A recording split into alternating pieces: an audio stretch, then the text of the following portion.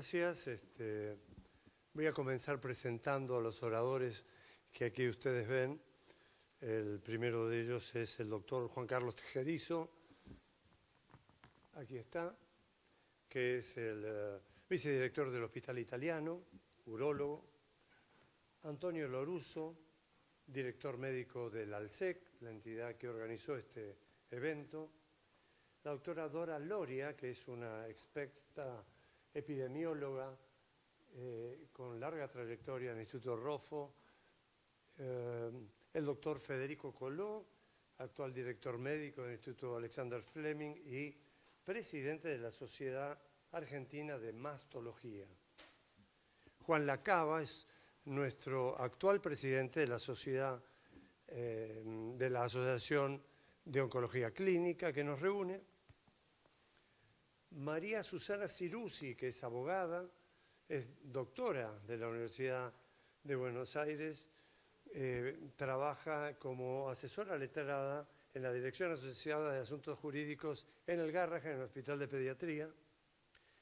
Ruth Weinberg es la jefa de ginecología del Hospital Eva Perón. Y finalmente, Silvina Frech, que es coordinadora para Latinoamérica del Instituto Nacional del Cáncer en su capítulo de Salud Global. Yo soy Daniel Campos, yo soy el jefe de oncología del Hospital Central de San Isidro y director del Instituto de Investigaciones Clínicas de la Sociedad Latinoamericana de Oncología.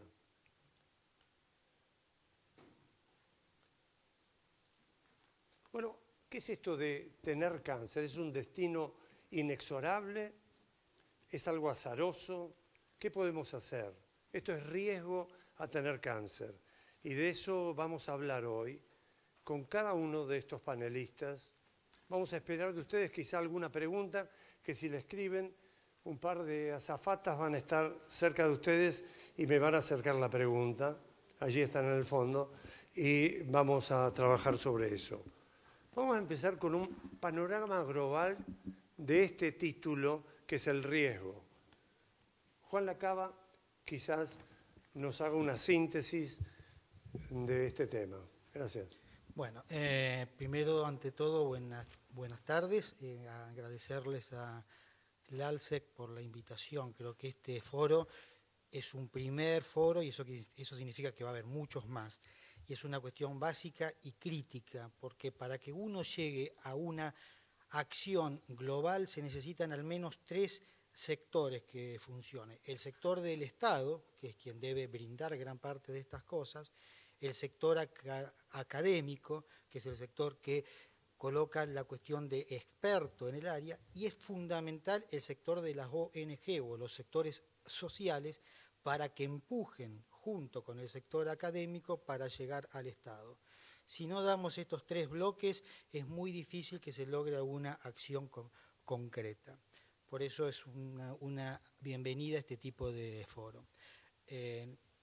Con respecto de por qué tenemos que hablar de factores de riesgo, a mí siempre acá hay una experta epidemióloga que seguro nos va a dar un montón de números y a mí siempre me cuesta mucho entenderlos y siempre me gusta llevarlo a la práctica, a una forma que lo pueda visualizar yo.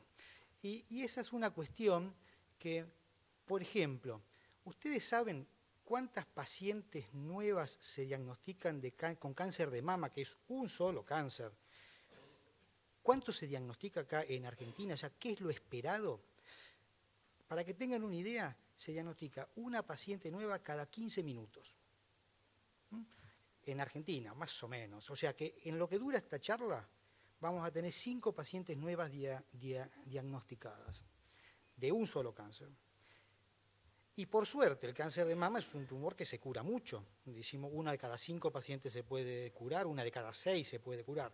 Pero eso significa que en el periodo de esta charla, una paciente va a fallecer por cáncer de mama. Entonces, cuando uno lo ve al impacto con números más concretos, se da cuenta la verdadera crisis o esta pandemia que significa el cáncer. Por eso es tan importante tratar de no tener cáncer. ¿Ya? También se dice que alrededor del 40% de nosotros, o sea, si ya dividimos esta sala, la mitad vamos a tener algo relacionado con el cáncer. Entonces, si realmente, y también sabemos que si uno puede lograr una buena prevención en esto, podemos disminuir eso a casi un 40%. O sea que si de esto lo dividimos por la mitad, la mitad puede tener algo oncológico, si le sacamos la mitad, fíjense el gran impacto que tiene eso en la salud pública. Entonces esto es crítico y es fundamental. Yendo al tema de lo que son factores de riesgo, eso significa que son aquellas situaciones que nos conllevan a que podamos tener la enfermedad oncológica. Hoy se habló un montón, es una enfermedad socialista, le puede afectar a todo el mundo, independientemente de lo que hagamos, desde el Papa, que está más cerca de Dios, hasta los deportistas que están, bueno, etcétera, etcétera. Entonces, estos factores de riesgo es algo que nosotros tenemos que conocer bien y hay 4 tipos de 2 clases. Vamos a empezar por las clases, y esto es básico que se entienda bien. Hay factores de riesgo que se pueden modificar y hay factores de riesgo que no se pueden modificar. Y eso creo que es lo que primero tenemos que tener en cuenta, porque aquellos factores de riesgo que se pueden modificar, es importante que haya una excelente difusión, acciones del Estado, etcétera, etcétera, para que se modifiquen. Porque si se pueden modificar y no los modificamos, pues entonces no estamos haciendo bien las cosas. Entonces, por ejemplo, factores de riesgo que se pueden modificar, la alimentación, el sedentarismo, el tabaco, bla, bla, bla, bla. ¿Sí? Mientras que hay factores de riesgo que no se pueden modificar. El sexo, la edad, la raza, aunque querramos, voy a seguir teniendo 53 años, o sea que no puedo modificar eso. Entonces, en conclusión, son factores que no los podemos modificar, pero sí es importante que tomemos conciencia. Entonces, aunque no se pueden modificar, sí podemos tomar conciencia de la situación y de esa forma establecer medidas o programas para llegar al diagnóstico. ¿Se entiende bien? Entonces, factores modificables y factores no modificables. Como para terminar, de los 4 tipos de factores de riesgo que hay, que son los que todos conocemos, hay factores que vienen dentro nuestro, que son los factores hereditarios. Es la predisposición, es el anillo al dedo, vendría a ser el dedo. Eso nace con nosotros. Eso no lo podemos modificar. Podemos tomar conciencia, que sabemos que si hay un factor genético con un determinado gen, establecer entonces un programa de screening, un programa de bla, bla, bla, pero eso no lo podemos modificar, al menos hasta este momento.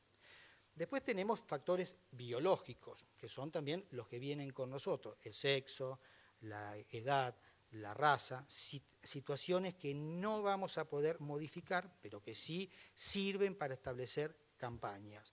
Sabemos que el cáncer de mama se da a determinada edad, entonces en esa determinada edad hacemos los estudios. ¿Sí? Esos no se modifican, pero sí se toma conciencia, fundamental. Por eso lo que decían hoy, a pesar de que hago una vida sana, igual tengo cáncer. Sí, porque hay factores que no los podemos modificar. Tenemos los que podemos modificar, pero los que no podemos modificar igual nos pueden hacer que tengamos esta enfermedad. El tercer factor, y que sí es crítico porque es el primer factor modificable, es todo lo que es el ambiente. Bueno, el ambiente, ahí participa todo lo que ustedes quieran, porque ahí va, digamos, factores ambientales físicos, por ejemplo, la luz del sol, por ejemplo, factores ambientales químicos, como puede ser las ciudades. Ustedes tengan en cuenta que el cáncer se asocia a las ciudades, o sea, en el ambiente hay más de 400 agentes carcinogénicos, o sea, que afectan a los genes y que producen cáncer. Eso se da mayoritariamente en las ciudades. Si vemos un mapa de dónde está la incidencia de cáncer y dónde están las ciudades, no solamente por una cuestión de más gente, coinciden perfectamente. Tenemos, por ejemplo, agentes ambientales biológicos, que son las infecciones, conocido por todos ustedes, el programa de HPV. Eso es una situación concreta y básica que hay una vacuna específica que podemos contrarrestar. Vamos a ver el impacto dentro de 30 años, 40, 50 y quizás un poco más. Y por último, tenemos otro gran grupo de factores, que es la cuarta, que son los de los hábitos, que eso obviamente es lo que nos atañe a cada uno de nosotros. Hay factores ambientales, está el sol, eso no lo vamos a poder modificar, pero si nos asamos al sol, sí. Entonces, eso sí podemos llegar a modificar. O lo que es el sedentarismo. O sea, ya sabemos que la adiposidad o la obesidad produce cáncer. En las mujeres se acumula el banco de los estrógenos. O sea, que por un lado lo queremos bajar y por otro... Bueno, eso sí son situaciones que podemos modificar. Entonces, en conclusión y para no hablar más, tenemos factores modificables y factores no modificables. En los dos necesitamos que haya conciencia. Uno, porque no hay otra cosa más que podemos hacer que entenderlos y tratar de hacer los planes específicos. Y otros, que son los modificables, porque está en cada uno de nosotros poder modificarlo, exigiendo de una ley antitabaco, exigiendo bla, bla, bla, lo que estábamos hablando hace un ratito. De los 4 factores es lo que se va a hablar en la charla. Creo que nada más.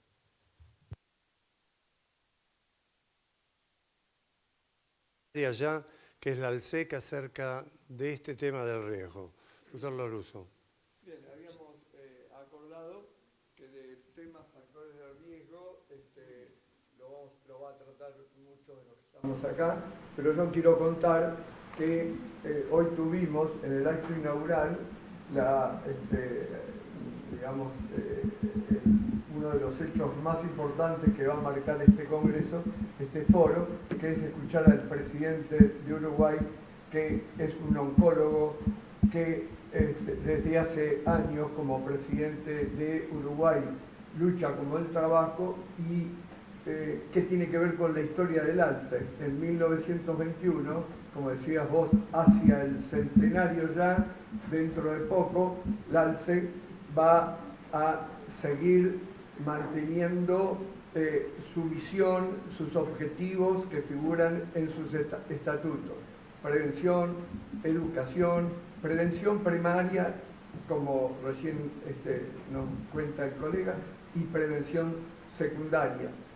El doctor Ángel Roffo, director de un instituto de patología experimental en el hospital que hoy lleva su nombre, ¿sí? Fue uno de los más reconocidos argentinos oncólogos de esa época.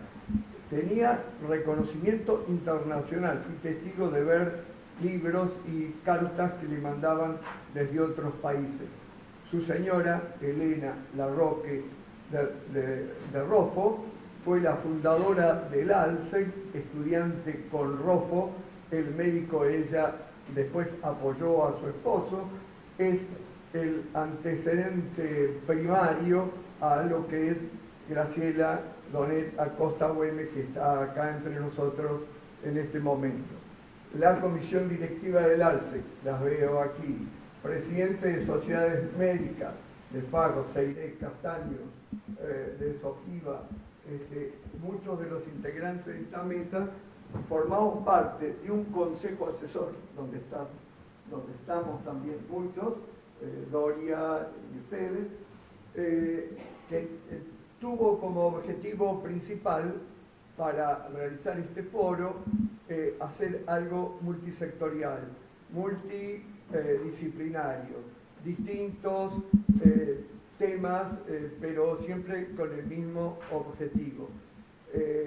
No le voy a hablar mucho del ALSE, 95 años es mucho para recordar, pero les quiero decir que tiene, los enumero nada más, 4.100.000 mujeres que fueron vistas, 1.500.000 estudios, 600 campañas, tiene un móvil que ya dio 10 vueltas al mundo haciendo prevención, haciendo diagnóstico temprano. Un 0800, una página que emociona, que es un hot up que uno la baja, los pacientes familiares se contactan con aquellos que tienen cáncer y que tienen las mismas inquietudes, los mismos problemas, las mismas emociones. Tiene también una revista Bien, que es una revista online. El ALSE es miembro del American Cancer, de la UICC, digamos que participa en otras sociedades. Ejemplo, ALIC, del cual Diego Ponesa es el director de la Asociación Liga para Latinoamérica de Cáncer. Y así interactúa con todos los actores que, como decimos, tienen que participar, que es el gobierno, la universidad, el decano de la Facultad de Medicina es de nuestro consejo asesor, presidente de sociedades médicas, ¿sí? Y digamos que nos propusimos algunos objetivos como este que se está cumpliendo, como el Atlas que ya está online y que también está a disposición para todos aquellos que lo quieran ver. No me voy a extender en sus acciones, tiene 120 miembros de una red que replican en la medida de sus posibilidades todas las acciones que creemos, ellos también creen, estamos convencidos que son importantes para la información. No solamente para informar, sino para preocuparse que llegue esa información hacia los objetivos. Termino, prevención primaria, tratar de cambiar hábitos para que enfermedades, en este caso el cáncer, no sucedan. Esto lo dicen las organizaciones de todo el mundo y lo escuchamos recién, disminuye la incidencia, la probabilidad de tener nuevos casos de cáncer en un 45-50% de los casos. No los repito porque lo escuchamos todo el día y todos estamos convencidos de que esa prevención primaria es importante y que llegue a todos los actores como es el objetivo. Nada más, si hay más preguntas. Gracias. El doctor Juan Carlos Tejerizo. Muy bien. Les decía que el doctor Juan Carlos Tejerizo dirige, hablando de instituciones centenarias, el Hospital Italiano con una gran comunidad de afiliados. ¿Y qué enfoque tenemos desde allí a propósito de este tema que estamos tocando? El hospital, como decías, es una entidad centenaria que en estos últimos años, y hoy le voy a hablar cómo nuestra comunidad, como nuestro hospital, se encarga de dos comunidades bastante cerradas en tratar de cuidarlas, en tratar de prevenir, en tratar de llegar específicamente a este grupo de personas en los cuales somos responsables.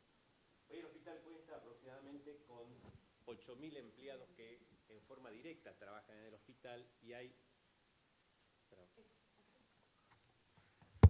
Ahora.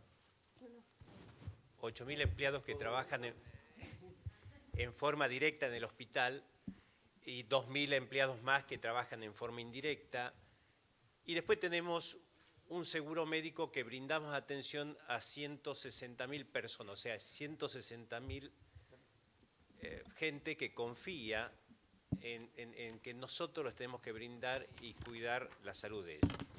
Entonces, si uno enfoca en lo que es prevención en estos dos grupos de personas y si tomamos específicamente lo que son nuestros empleados, lo que son nuestra gente que habitualmente atienden a pacientes, la preocupación del hospital está dado en que, ya que somos gente formadora de salud y que damos salud, lo primero que tenemos que hacer es hacer lo que se llama una responsabilidad empresarial, buscar una empresa de salud como la nuestra, que nuestros empleados tengan la salud que se merecen como una institución como el Hospital Italiano. Para ello brindamos información y tratamos de hacerles controles periódicos a los pacientes, pero fundamentalmente buscando lo que hoy realmente me impactó cuando el embajador de Alemania dijo que los 4 pilares clave que uno tiene en la prevención es la alimentación, el tabaquismo, el alcohol y fundamentalmente la actividad física. Si uno basa en esos 4 elementos en personas que teóricamente son sanas, que son nuestros empleados, bueno, allí tratamos de llegar dándole específicamente o buscando específicamente llegar con información, llegando con una alimentación adecuada, balanceada y sana. Le damos de comer hoy a todos nuestros empleados desayuno, almuerzo, merienda y cena, y en esto se basa también cuál es la responsabilidad que tenemos nosotros en prevención, en cómo tenemos que alimentar a estas personas. El segundo elemento donde tenemos que ver es específicamente el tabaquismo. El hospital fue una de las primeras instituciones donde nos adherimos a un hospital libre de humo. Y llegamos un poco más allá, donde no solo se tenía que no fumar dentro del hospital, sino que buscamos que estos empleados traten de ver cómo a través de la información que les llegaba al hospital llegaran a su casa. Hicimos una encuesta, buscamos a través de encuesta cuánto era el impacto que generaba el tabaquismo dentro del marco habitacional donde estaban, viendo de esta manera, tratando de prevenir que el tabaco no sea un flagelo en el futuro para esta familia. La actividad física, generamos talleres donde en forma, por supuesto, voluntaria, buscar que tengan alguna actividad en forma directa o indirecta todos aquellos empleados que estén en condición y que quieran hacerlo. Entonces, si uno busca en esos 4 pilares clave en la población de cómo prevenir específicamente alguno de estos posibles causantes de cáncer, hace que uno esa responsabilidad la asuma una institución y sea la que tiene que generar los proyectos, que tiene que generar todo aquello que sea necesario para llegar a nuestros empleados. Para eso se necesita comunicación, para eso se necesita información, para eso se necesita estar constantemente y presente y buscar demostrar específicamente los beneficios que genera todo esto. Hoy el hospital ha creado, por ejemplo, un canal propio de televisión que se llama IVA TV, donde la información esta no solo ya pasa hacia nuestros empleados, sino dimos un paso más allá. Si nosotros somos responsables de que 160.000 personas diariamente o entregaron, digamos, el cuidado de su salud a nuestra responsabilidad, nosotros también somos responsables de prevenir, de tratar de sacarle todos aquellos factores de riesgo que pueden llegar a generar un cáncer. Y esto, a través de la divulgación en forma continua y permanente, hace que cada vez haya mayores adherentes a este tipo de actos que hace el hospital. Como decía, tenemos un canal propio, y este canal propio le permite que esta información, por ejemplo, en todas las salas de espera, permanentemente, le dicen cuáles son los elementos que tienen que tener en cuenta en base a su alimentación, a su actividad física, a todos aquellos elementos que alteran o que pueden generar en el futuro un cáncer. Todo esto necesita un presupuesto, necesita un seguimiento, necesita un plan. Si uno no tiene un plan específico con los medios adecuados, hace que todo esto no funcione, que todo esto fracase. Está en la responsabilidad de ustedes, está en la responsabilidad nuestra, que todas aquellas personas que trabajan en instituciones donde son responsables de cuidar la salud, bueno, nos brinden un plan de protección y de prevención. Si esto se entiende así, es muy probable que a medida que pasa el tiempo, el cáncer cada vez impacte menos en nuestra población. El hecho de que nosotros o que nuestros empleados tengan la posibilidad de prevenir el cáncer, tengan la posibilidad de no generar algún tipo de estas enfermedades que lo lleven a suspender su actividad laboral, a no entregarle la cantidad de horas necesarias en el trabajo, hace que económicamente sea deficiente. Si uno la tiene cuidada a esta población, si uno le da pautas claras, es muy probable que va a ser un beneficio para todos. Hoy el recurso en salud, específicamente en enfermería, es un recurso escaso, es un recurso que necesita, al lado del médico, estar en buenas condiciones físicas y psíquicas para brindarle a la población uno de los elementos más importantes, que es el cuidado. Entonces, primero nos tenemos que cuidar nosotros para poder llegar a tener o a dar o a brindar una buena perspectiva en el cuidado de salud a nuestros pacientes. Muchas gracias.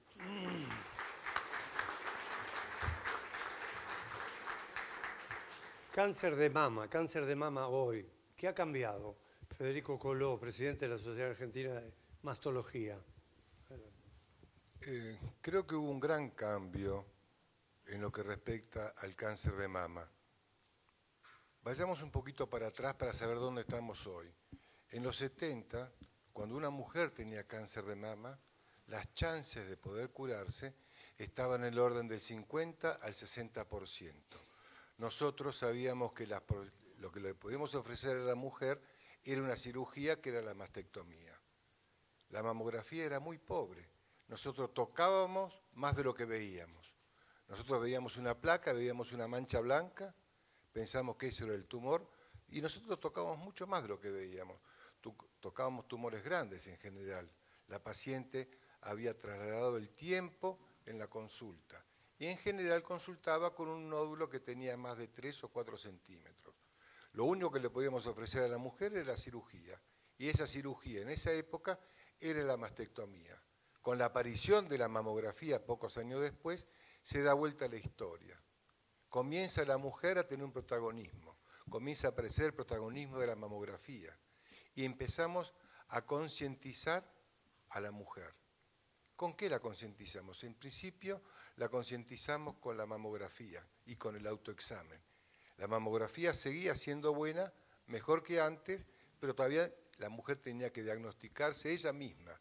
Esto genera un gran problema, porque recae en la mujer la responsabilidad de diagnosticarse ella misma el cáncer de mama. Y comienzan los cuestionamientos de la mujer. ¿Qué pasó? ¿Qué hice? Aquel evento, aquella situación, y se inculpa a ella la generación de la enfermedad.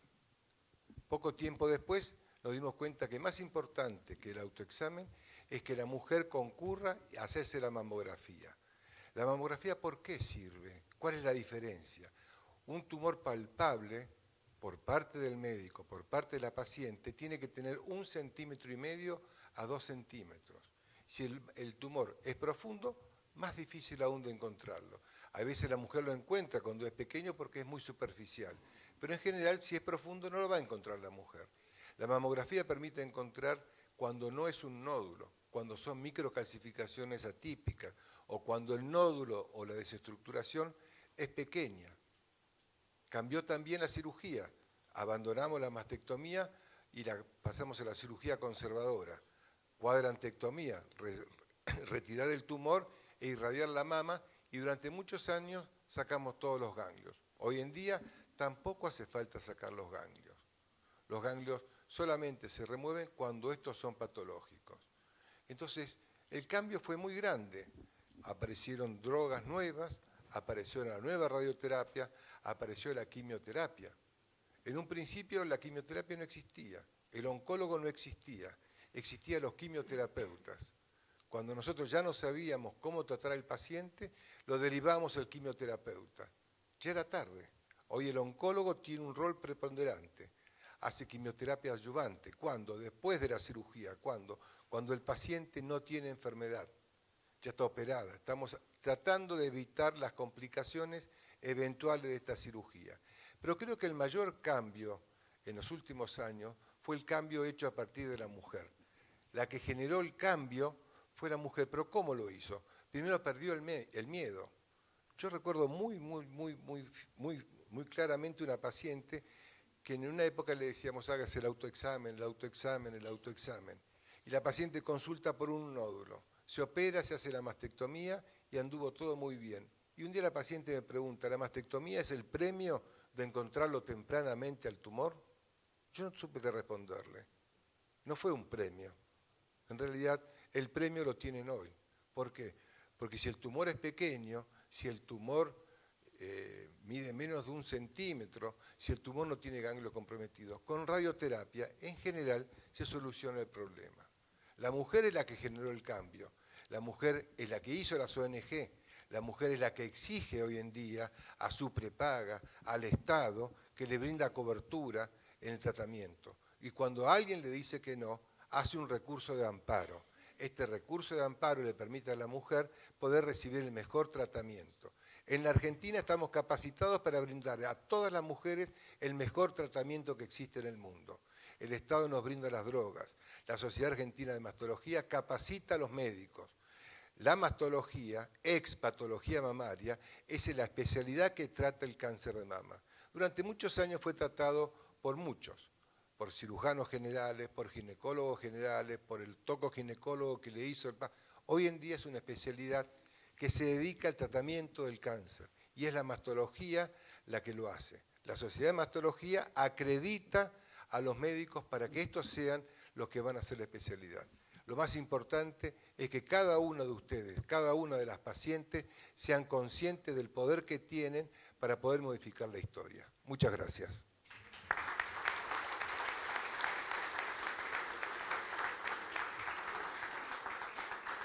Y hablando de mujeres, ¿qué pasa del ombligo para abajo? Ruth Weinberg dirige un hospital, dirige ginecología en un hospital público con un gran aflujo de pacientes, el Eva Perón.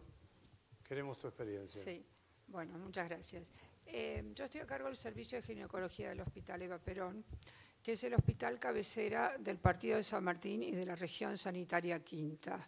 La provincia de Buenos Aires, desde el punto de vista de la salud, está dividida en 12 regiones sanitarias. Y la región sanitaria Quinta tiene una población de 1.200.000 habitantes, que es el doble de la provincia de Formosa. El Partido de San Martín, específicamente, ya solamente tiene 400.000 habitantes. Nuestro hospital es cabecera de toda la región sanitaria, pero además recibe en forma directa las consultas del primer nivel de atención de los centros periféricos que están en la zona, que son 7. Y a partir de ahí, bueno, les voy a contar los 3 cánceres ginecológicos, sacando el de mama, que ya habla el doctor Colo, en orden de frecuencia. El más común es el cáncer del cuello de útero, que como factor de riesgo principal está la pobreza.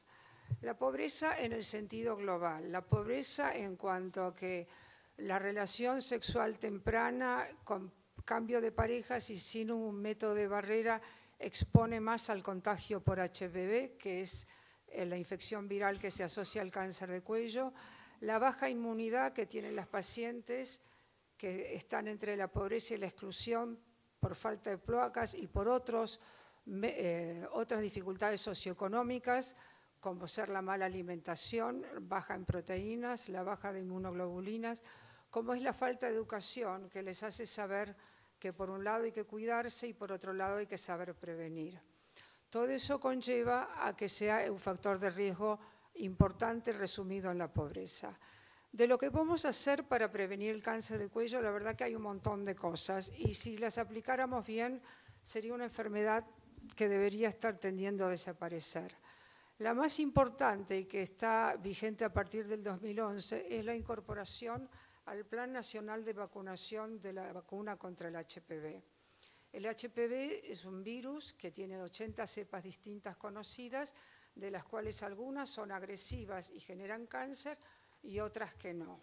Se han ideado vacunas para las 2 cepas de HPV que más comúnmente provocan el cáncer, que son la 16 y la 18, y que en la Argentina son responsables del 75% de los cánceres de cuello uterino.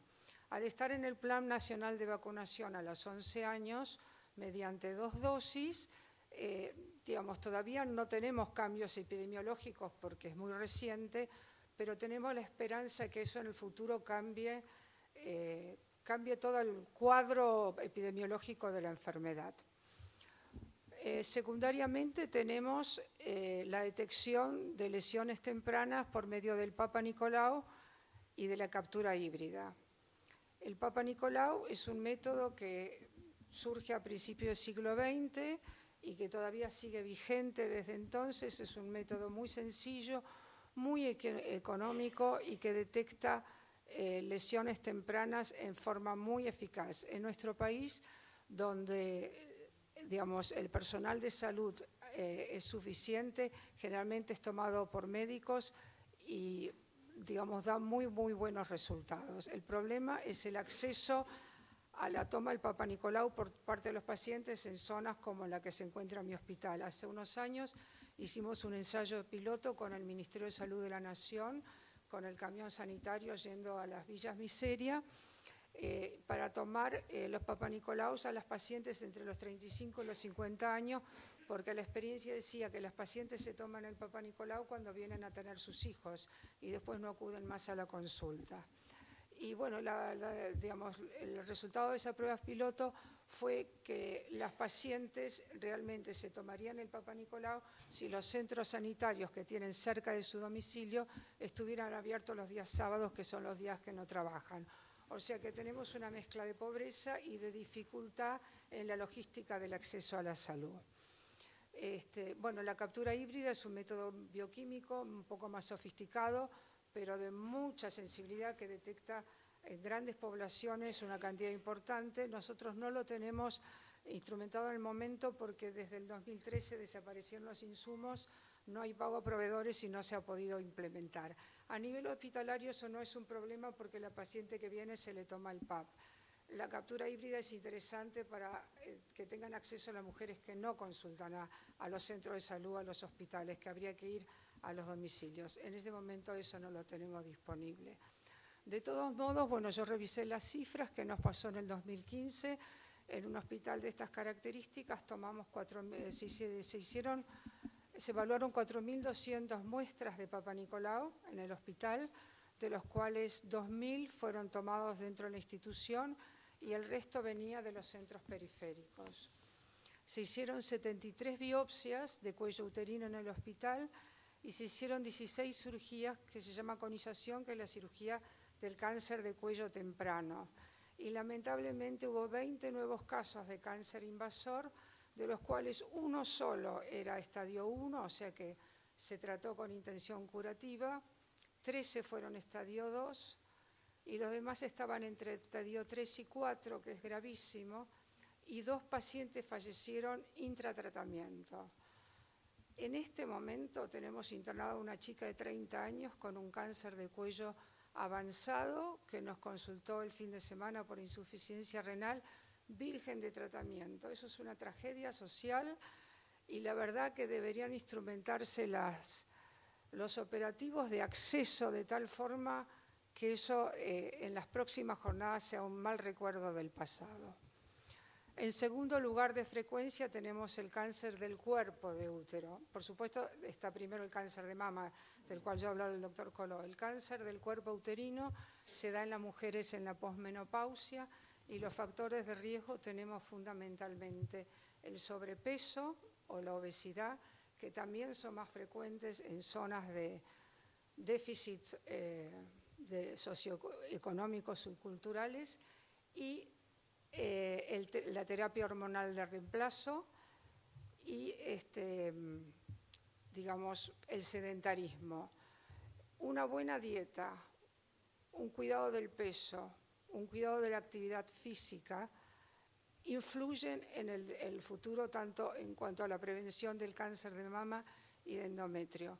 Hay un estudio epidemiológico muy importante de la Universidad de Harvard que si una mujer en la menopausia no toma alcohol, no consume drogas, hace actividad física y no tiene sobrepeso, reducen un 30-40% la incidencia del cáncer de mama. Y eso es un dato muy importante porque no solo tenemos que esperar que ni el Estado ni la medicina haga algo por nosotros. Hay mucho que nosotros podemos hacer por nosotros mismos y eso es la base de la salud en general. Y por último, en mucho menor frecuencia está el cáncer de ovario, que si bien es muy poco frecuente, es muy agresivo, no tiene una prevención conocida. Como factor de riesgo tenemos fundamentalmente el cáncer de ovario familiar, que por suerte es poco común y en ese caso ya hay una consulta médica. Y lo único que podemos hacer, digamos, como es más común a partir de los 50 años, es alentar a las personas a que se hagan el control ginecológico anual. Pero prevención específica para el cáncer de ovario no hay.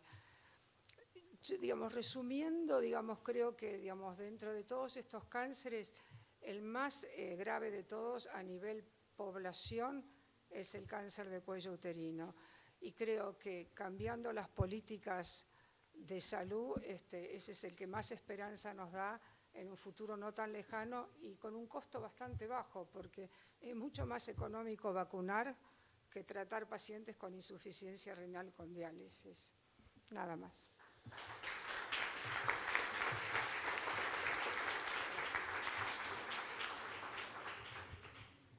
María Susana Ciruzzi, vamos a aprovechar su experiencia en pediatría, ella está en el Garraham, es una experta en bioética. ¿Y qué pasa? Yo puedo drogarme porque está dentro de mis derechos, hablando de los adultos, yo soy libre, pero después, ¿quién me atiende? ¿A dónde acudo con esa conducta que inicié? ¿Está bien la idea? Está bien la idea. ¿Qué tal? Buenas tardes a todos.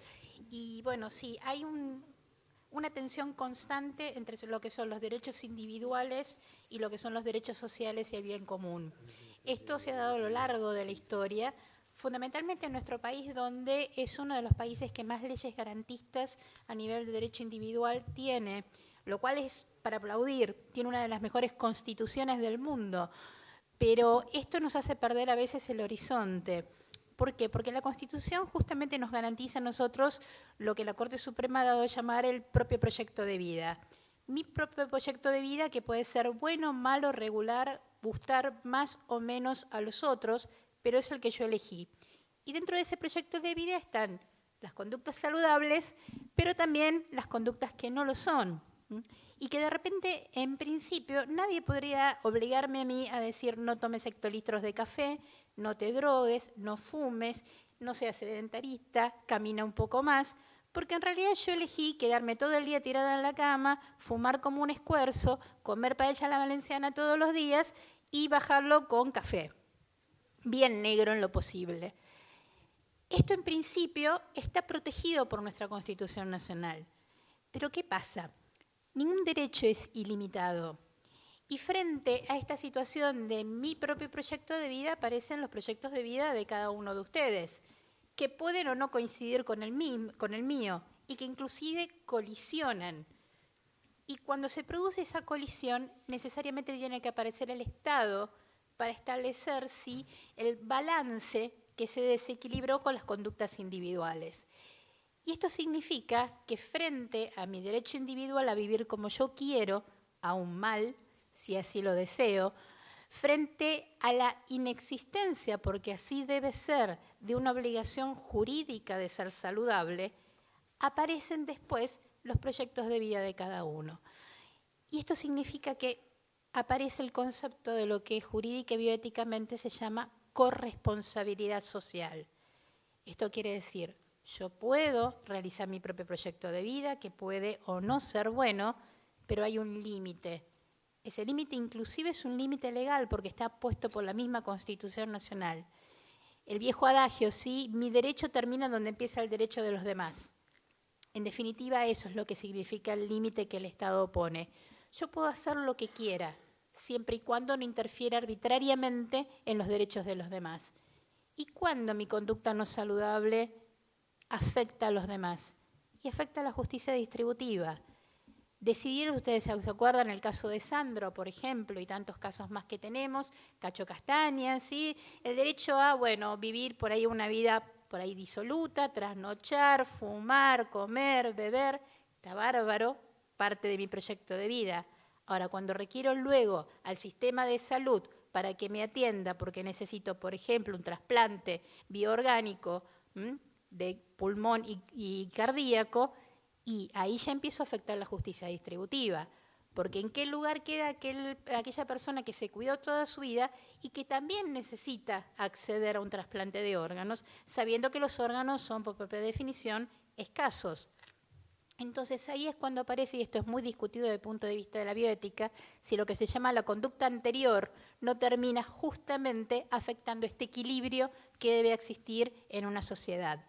Y si vamos más lejos y entramos en una pendiente resbaladiza, un tanto peligrosa, podríamos inclusive incorporar las conductas suicidas. El suicida que ha manifestado su deseo de no seguir viviendo, falla en su intento y el sistema de salud lo capta para poder tratarlo. Esto es un concepto que se da de bruces con el concepto de autonomía, porque aparece un cierto paternalismo del Estado que va a empezar a insistir en que tengamos estas conductas saludables, en que nos cuidemos, no solamente por nosotros mismos, sino por el otro, porque esto significa que entonces va a haber un buen uso de los recursos sanitarios que son siempre, por propia definición, escasos. Esto es lo que significa, en realidad, ser responsables cuando decidimos tener un proyecto de vida. Saber que yo estornudo y la doctora se resfría, y que no hay nada, ¿sí?, que hagamos en una sociedad que no repercuta en el otro. El gran desafío es saber que esto no lo podemos imponer por ley. ¿Y por qué digo esto? No existe la posibilidad de realizar cambio de mentalidad, cambio social alguno por ley. Generalmente el cambio social, el cambio de mentalidad antecede al cambio legal, pero nunca es a la inversa. Esto quiere decir que debemos estar nosotros convencidos de que es necesario hacer un switch en nuestras cabezas, empoderar a cada uno de nosotros, y la única manera de empoderarlos es a través de la educación, de conocer cuáles son nuestros derechos, pero también cuál es la repercusión en el ejercicio responsable de nuestros derechos. Y esta es la obligación que tenemos fundamentalmente los hombres y mujeres del derecho, cuando no solamente nos ponemos a hacer leyes, sino fundamentalmente cuando tenemos que educar a la población en el ejercicio de sus derechos. ¿Por qué los economistas, los estados, los que deciden en este tema de salud, no nos hablan a los médicos que estamos todos los días con pacientes y van a una epidemióloga? ¿Qué aporta un epidemiólogo en toda esta conflictiva que estamos viendo? Parecía un poco la pregunta que me hacía mi mamá cuando yo dije que iba a hacer epidemiología. Me dijo, ¿por qué vas a hacer epidemiología si el cáncer no es contagioso? Es decir, si no hay epidemia de cáncer, ¿qué quiere decir que vas a hacer epidemiología? Que epidemiología es una rama de la ciencia que estudia las causas de las enfermedades y la ocurrencia, el cómo se distribuyen las enfermedades en el mundo o en los países. Entonces, lo que aportamos los epidemiólogos son los datos.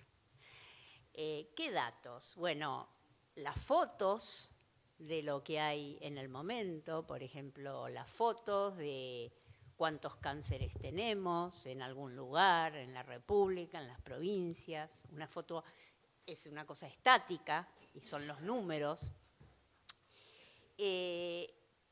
Los que proporcionamos también imágenes dinámicas de lo que ocurre. Es decir, esta foto este año es lo mismo que el año que viene, es lo mismo que hace 10 años, es decir, los que hacemos, de algún modo miramos cómo puede ser que vaya cambiando los números en el tiempo.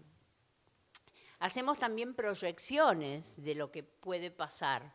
Si hoy sé que la imagen del tumor en Córdoba es esta, y sé que hace 10 años era esta, para los próximos 5 años, ¿qué me espero? Y la otra cosa muy importante que hacemos y que viene bien mencionarlo después de que en la mesa de hoy se habló tanto a la mañana como ahora de acciones de prevención, es estudiar si después de esas acciones de prevención, en el tiempo que corresponde para poder ver que ya tenemos efectos de esas acciones, si esas acciones estuvieron bien planteadas. Por ejemplo, en Cuba, que tiene mucha escuela de salud pública y que empezaron con los Papa Nicolaos, como decía la doctora, como método preventivo para tener los cánceres de cuello no tan avanzados, sino encontrarlo en momentos más tempranos, con lo cual se debería poder haber disminuido la mortalidad por este tumor. La mortalidad no disminuía y era porque la acción de prevención no estaba bien adecuada a esa población. ¿Por qué puede no haber estado bien adecuada? Y porque en nuestros países muchas veces hemos importado las acciones de prevención de otros países sin estudiar y aplicar lo que realmente pasaba en los nuestros. Por ejemplo, la Argentina, en cuanto a cáncer, es muy heterogénea. No tenemos las mismas prevalencias, las mismas proporciones de ocurrencia de cáncer en las distintas provincias.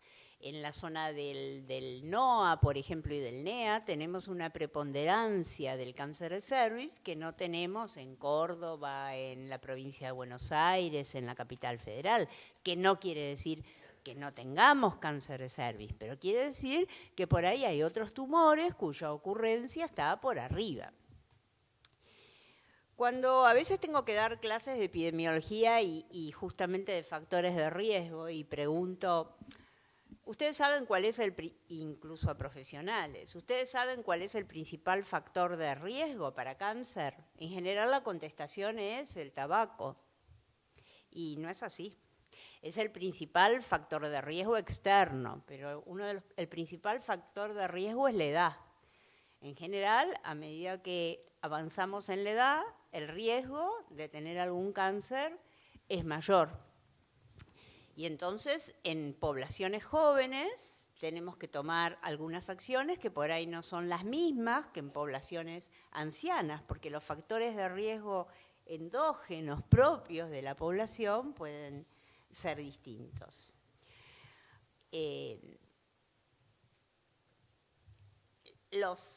Como se dijo en la mesa, los factores de riesgo principales, además del tabaco, que vimos una muy buena exposición hoy, pueden ser la obesidad, los virus, la alimentación. Es decir, que todos estamos de algún modo expuestos a factores de riesgo, pero también tenemos en la mano posibilidad de prevención de muchos de los tumores. Y en este equilibrio entre los factores de riesgo causales y los factores que nos pueden ayudar a prevenir, es donde hay una responsabilidad quizás del Estado, de las instituciones, pero yo creo mucho también en la responsabilidad individual. Es decir, que acá va a tener que ser una acción conjunta entre todos para disminuir los números negativos que vemos los epidemiólogos. Muy bien.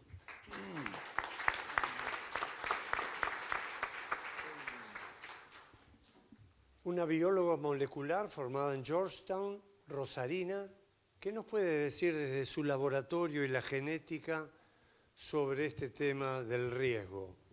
Silvia Freix. Sí. Bueno, muchas gracias y buenas tardes a todos. Y bueno, quería compartir con ustedes la perspectiva de una institución a la que represento, que es el Instituto Nacional de Cáncer de Estados Unidos, y también, por supuesto, mi experiencia profesional, que a lo largo de mi carrera, que comenzó en un hospital público en Rosario como farmacéutica, y luego evolucionó a investigadora básica, trabajando con ratones de laboratorio, estudiando la genética del cáncer de mama, y luego en estudios clínicos ya más a nivel poblacional, que tuve el placer de compartir con la doctora Weinberg y con Dora, para estudiando la genética del cáncer de mama en mujeres latinas en varios países de Latinoamérica. Creo que algo que ha marcado mi carrera en todo este proceso es esto de lo que nos une hoy en este foro, en esta convocatoria tan importante, que es la importancia del enfoque multisectorial, interdisciplinario de los diferentes sectores que componen la sociedad. Cada uno de nosotros, desde el lugar que ocupemos en la sociedad, tanto personal como profesional, tiene una historia, una vivencia y una perspectiva muy importante. Entonces, creo que eso es algo que tenemos que valorar y pensar cada uno todos los días cuando nos sentamos a trabajar en el lugarcito que yo ocupo. ¿Qué puedo hacer para aumentar este trabajo interdisciplinario, multisectorial? ¿Qué puedo contribuir yo? ¿Cuál será mi granito de arena? Yo soy una convencida que todo pasa por ahí. Todo se basa en qué granito de arena cada uno de nosotros puede contribuir cada día, así que creo que es un poco el mensaje que quería compartir, es eso, es una invitación a que cada uno de nosotros, desde nuestros lugares, pensemos cómo podemos aumentar ese trabajo multidisciplinario. ¿Y por qué es tan importante? Bueno, primero les comento un poco lo que estoy haciendo, mi trabajo actual. ya les conté que vine de farmacéutica a investigadora y hoy por hoy estoy más enfocada en un programa de asistencia técnica a países de Latinoamérica para el desarrollo de programas nacionales de control de cáncer. Pero es con un enfoque muy particular, o con dos enfoques muy particulares, que son, uno, que esos programas nacionales de control de cáncer permiten el uso eficiente de los recursos limitados, que esos programas deben estar basados en la evidencia científica. Hay pero innumerables estudios que nos demuestran cuáles son las estrategias a implementar que son costo efectivas, más aún en países como el nuestro, con recursos, todos los países tienen recursos limitados, pero bueno, países de Latinoamérica, tenemos que enfocarnos en realmente utilizar los recursos de una forma eficiente. Y el tercer aspecto en el que nosotros venimos trabajando en este trabajo de colaboración para el desarrollo de planes nacionales de control de cáncer es que sean un enfoque multidisciplinario, o sea que si bien los ministerios de salud son los responsables de elaborar estos planes, que estos planes se realicen, no solo se desarrollen, sino que también se implementen y se evalúen con un grupo multidisciplinario que represente a todos los diferentes sectores que están involucrados en el control del cáncer en el país. Entonces, por último quería mencionar la misión principal del instituto para el que yo trabajo es la investigación, es promover la investigación y el control del cáncer a nivel, en Estados Unidos, pero también a nivel mundial. Forma parte de uno de los tantos institutos que forman parte del instituto, los institutos nacionales de salud, y hace 5 años el director del NCI consideró que era fundamental crear un centro que se dedique exclusivamente a la salud global y trabajar con los países, mi enfoque está en Latinoamérica, pero con todos los países del mundo en este tema tan importante para reducir la mortalidad por cáncer.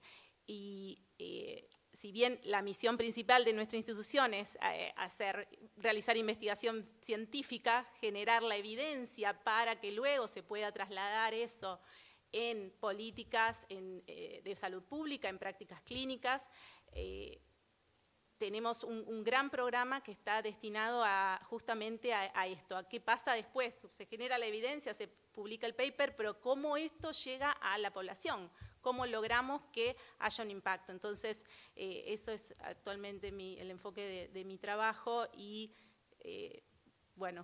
nuevamente volver a lo mismo, a la importancia de la multidisciplinario, de lo intersectorial, porque realmente uniendo esfuerzos es de la forma en que se pueden utilizar más eficientemente los recursos. Y por último, dejar un mensaje también que es más de mi experiencia personal. Quizás no mencioné que actualmente volví a vivir a Argentina porque coordino las actividades en Latinoamérica desde Rosario, y hay algo que lo he tomado como una causa propia y que es relacionado con el tema de la prevención y cuán ligado está a la educación y particularmente mi experiencia en los colegios primarios. No deja de sorprenderme la enorme posibilidad que tenemos ante nosotros de trabajar juntos con ministerios de educación, colegios, ministerios de salud, sociedades científicas, académicos, para desde nuestros chicos enseñarles lo que son los hábitos saludables, las conductas saludables, que en las escuelas no se vendan lo que no se debe consumir. Creo que es una posibilidad enorme que estamos desperdiciando bastante y hay mucho trabajo por hacer en eso y requiere muchísimo involucramiento de la sociedad civil de cada uno de nosotros. Así que ese es el último mensaje. Gracias.